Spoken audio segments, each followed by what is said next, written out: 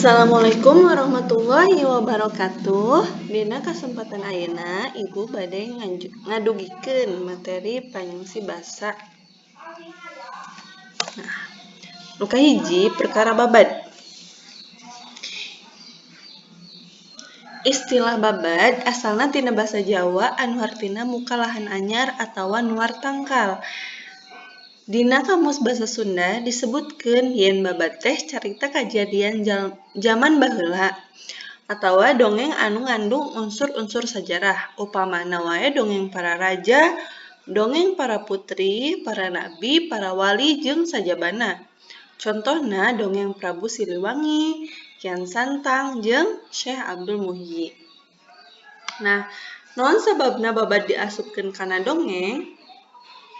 Dina babad kapanggih aya bagian anu pamohalan, upamana dina jalan caritana, palakuna atawa waktu kajadianana, saperti nu kapanggih dina dongeng.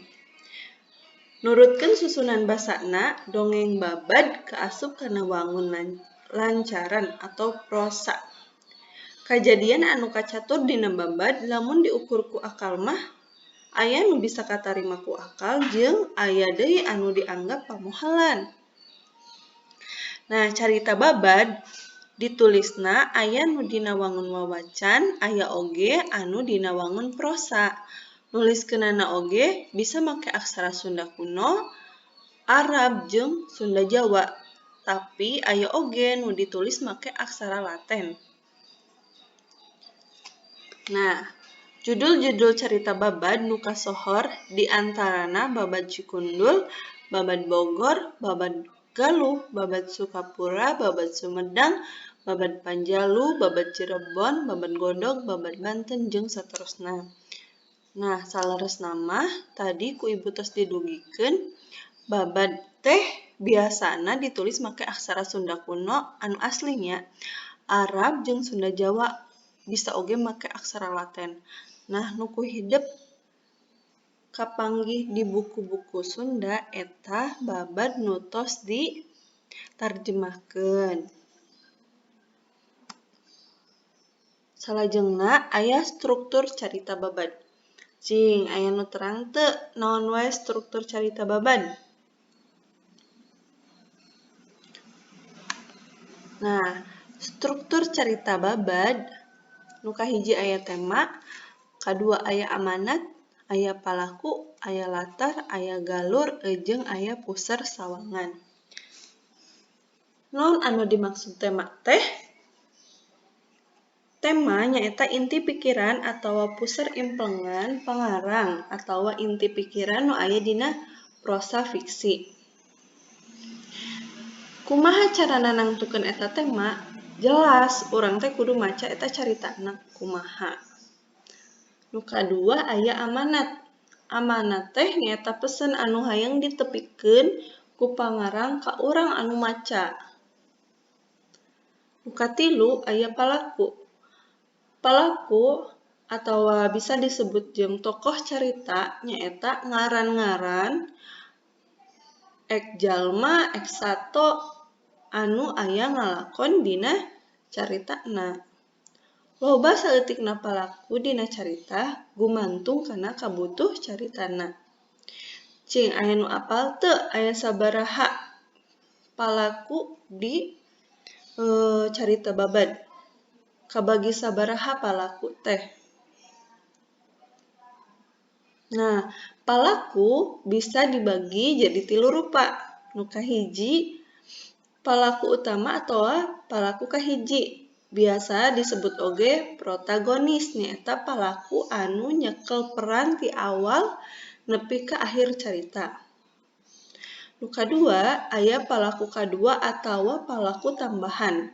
Nyaeta palaku anu marengan atawa maturan atawa bisa jadi lawan palaku utama. Nu katilu, aya palaku tambahan. Nyaeta para palaku anu peranna teu pati penting. Biasana palaku tambahan dipikabutuh pikeun ngalancarkeun carita, ngahirupkeun suasana, nonjolkeun karakter palaku utama atawa palaku tambahan, malah bisa jadi ngan saukur ngalewat wungkul. Oke, salajengna aya latar. Latar nyoko karena waktu jeung tempat lumangsungna eta carita. Jelas, latar teh dibagi dua. Nu kahiji aya latar tempat, anu kadua aya latar waktu. Latar tempat nuduhkeun di mana eta kajadianana. Latar waktu pasti nuduhkeun iraha kajadianana. Salajengna aya galur. Galur teh nyaeta alur atawa plot carita atau runtuyan kajadian anu ngawangun hiji carita. Galur diwangun ku sababaraha unsur. Nyaeta nu kahiji bubuka, nu kadua munculna masalah atau konflik, nu katilu masalah muncer atau klimaks, nu kaopat ngarengsekeun masalah, nu kalima pungkasan carita.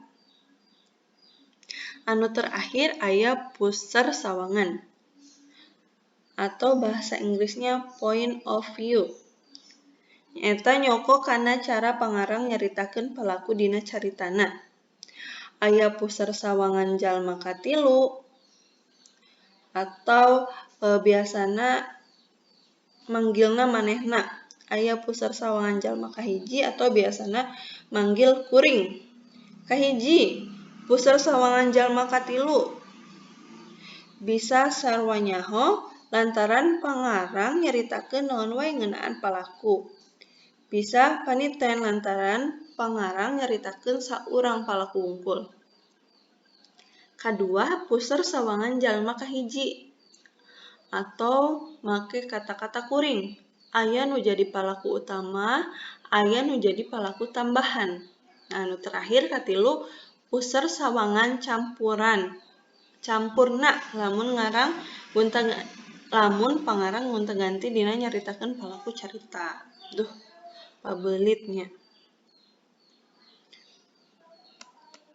Nah, hideup tadi tos dijelaskeun naon wae struktur carita babad.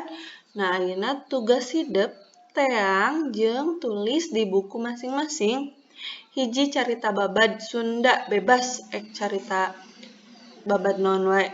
Atawa hideup bisa make carita babad anu kasohor nu tadi ku Ibu tos dijelaskeun di antarana aya babad Cikundul, babad Bogor, babad Galuh, babad Sukapura, babad Sumedang, babad Panjalu, babad Cirebon, babad Godog, babad Banten, jeung saterusna. Nah, hideup tos nulis di buku masing-masing, salajengna ku hideup analisis struktur carita babadna.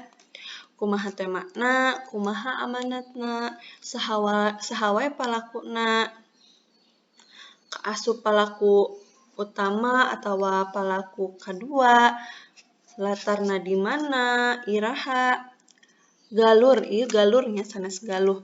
Galurna kumaha sareng puseur sawanganna kumaha.